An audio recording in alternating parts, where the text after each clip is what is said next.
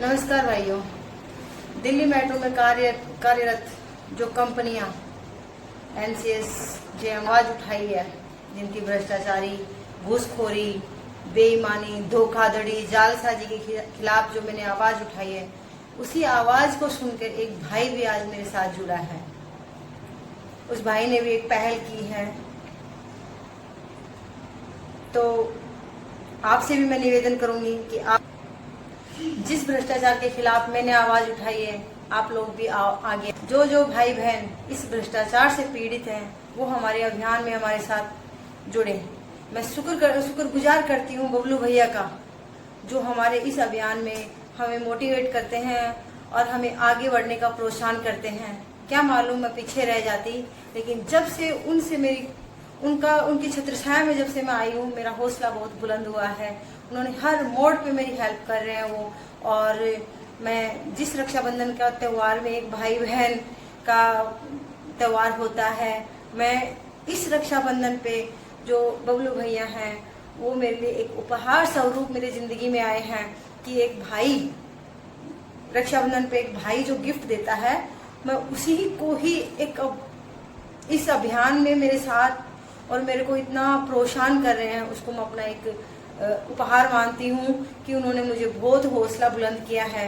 और मैं पीछे हटने वाली नहीं हूँ, मैं बिल्कुल भी पीछे नहीं हटूंगी जब तक कि इन भ्रष्टाचारियों की पूरी पोल पट्टी ना खुल जाए, इनका पतन ना हो जाए।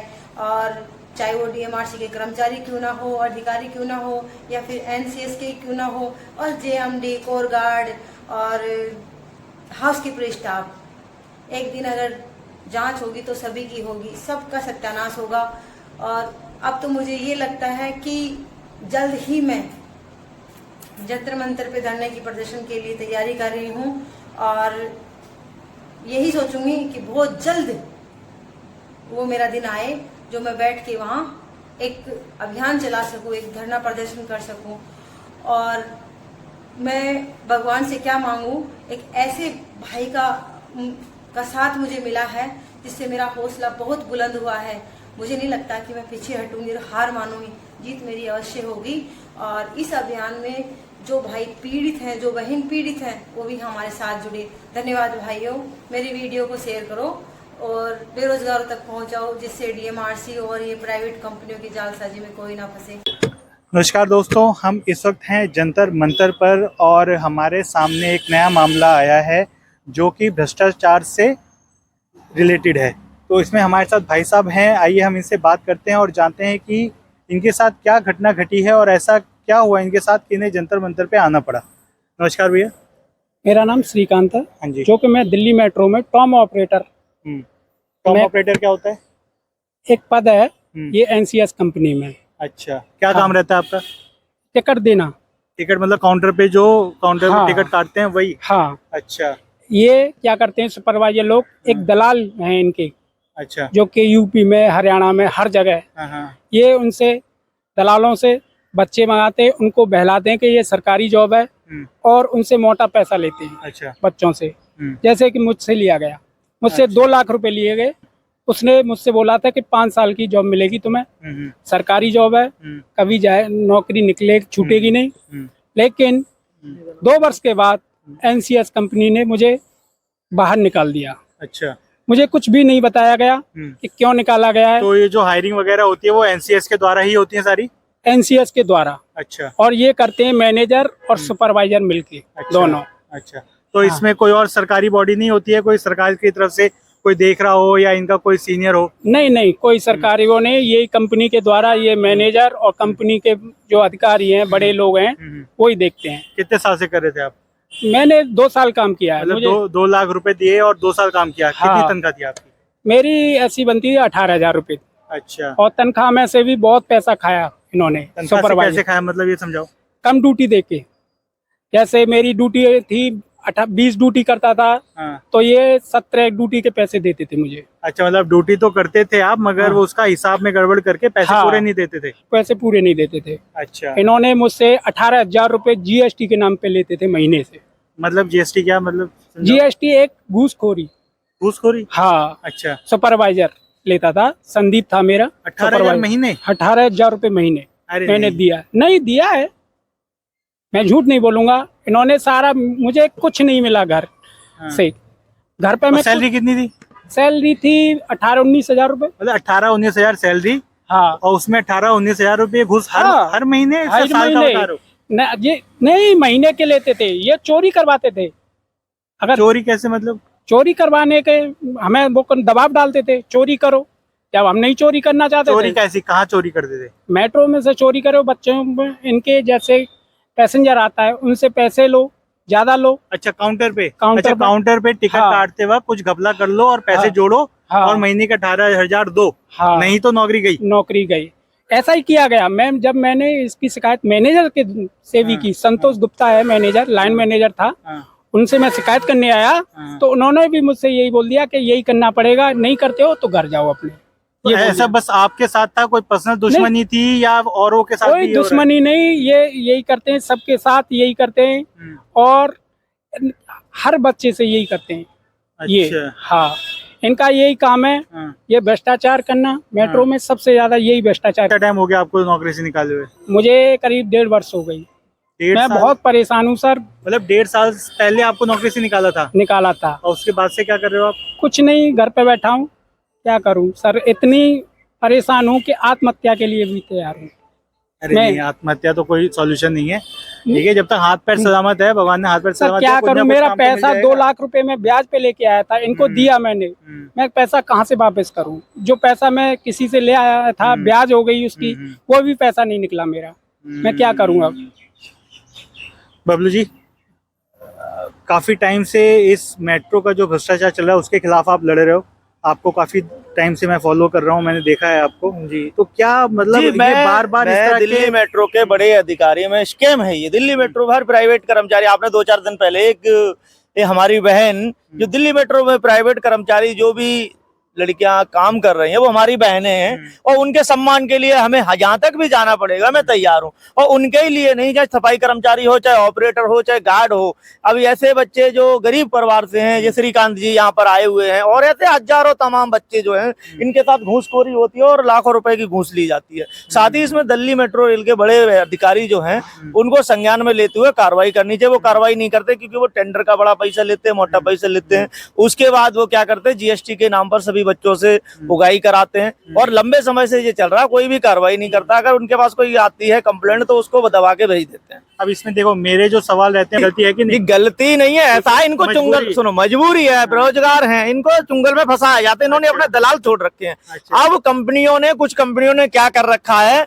कि अपने सुपरवाइजरों से 6-6, 7-7 लाख रुपए एडवांस जमा कराया है। अच्छा। एडवांस जमा इसलिए कराया है कि बबलू का हंटर कब चल जाए, कब सीबीआई लग जाए, कब ईडी लग जाए, और कब इन पर छापा पड़ जाए, कब ये जेल चले जाए, क्योंकि नोट पकड़ा जाएगा। क्योंकि जब भर्ती होती थी 100 लड़कों की 1.5 लाख रुपए से 1.5 करोड़ रुपए हो गया, तो 200 लड़के भर्ती किए गए तो 3 करोड़ हो गया। इसलिए सुपरवाइजर को, हर सुपरवाइजर को बोल दिया गया है कि 6 से 7 लाख रुपए जमा करो, 4 से 5 लड़के अपने लगवाओ, जैसे ही पैसा खत्म हो जाए फिर उनको जमा कर दो। अच्छा। हाँ, अब इस तरीके से इन्होंने बना रखा है जिससे कि नोट ना पकड़े जाए। तो मैं उन भ्रष्टाचारियों से कहना चाहेंगे, उन दिल्ली मेट्रो के बड़े अधिकारियों से कहना चाहेंगे, ये दलाल हैं।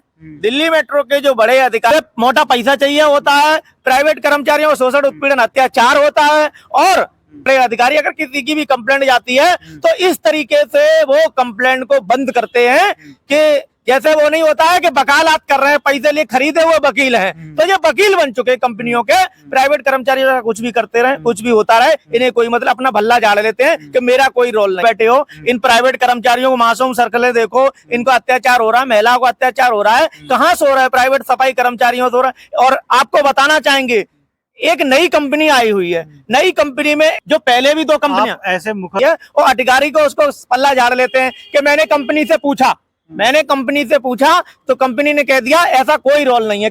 जब बताओ, मेरे नाम में कंप्लेंट है और मुझसे अगर कोई पूछेगा कि मैंने ये काम किया तो मान लिया जाएगा, तो कंपनी कब कह देगी मैंने चोरी की है? जिसके नाम में मैंने कंप्लेंट किया उसी को जांच भेज रहे हो, वही कार्रवाई कर रहे हैं। तो वेद श्रीवास्तव पुरानी कंपनियों को लाया, उनको लूटने का, एक ओरियन कंपनी है, वो ओरियन कंपनी है, उसको लूट खा गया। और अब जो दूसरी कंपनी आई हुई है उसमें वेद तिवारी और दीपक गुप्ता और महिपाल सिंह, महिपाल सिंह और दीपक गुप्ता फर्जी दस्तावेज में मेट्रो पे काम कर चुके हैं, उनकी कंप्लेंट भी दर्ज है, रजिस्टर्ड भी है, पीओ में भी, राष्ट्रपति में भी और थाने में भी।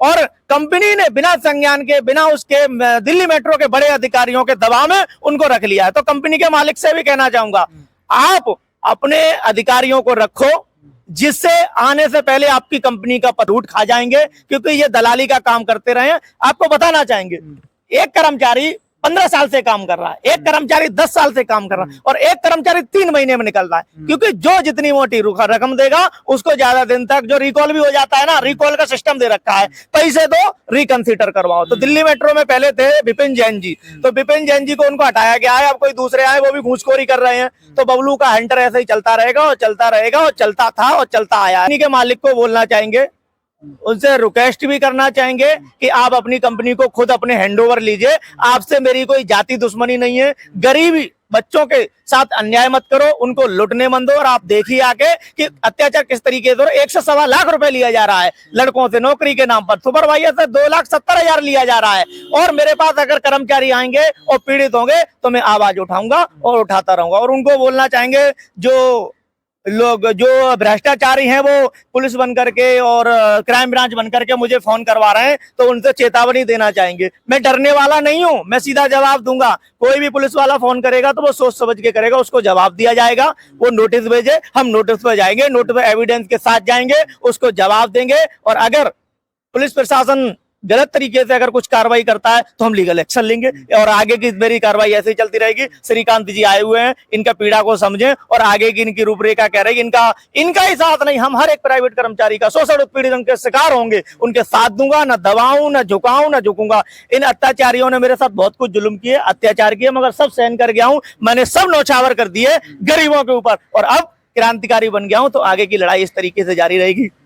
और मैंने श्रीकांत का नहीं, मैं हर एक प्राइवेट कर्मचारी से कहना चाहेंगे, इन भ्रष्टाचारियों को दबाने के लिए, इनको झुकाने के लिए, इनको जेल भेजने के लिए इनके पीछे सीबीआई लग चुकी है और एविडेंस भी मेरे पास आने लगे हैं। और आगे की तैयारी रहेगी और आगे का हंटर चलता रहेगा। आप भी सामने आइए, खुल के आइए। ये कुछ और दिल्ली मेट्रो के एक पूर्व कर्मचारी हमारे साथ हैं, जिनकी नौकरी गलत तरीके से छीन ली गई है। आइए इनसे बात करते हैं और जानते हैं इनका क्या दुख दर्द है और ये इस विषय में क्या बताते हैं हमें। जी भाई साहब। मेरा नाम श्रीकांत है सर। मैं दिल्ली मेट्रो में एनसीएस कंपनी में टॉम ऑपरेटर पर कार्य करता था।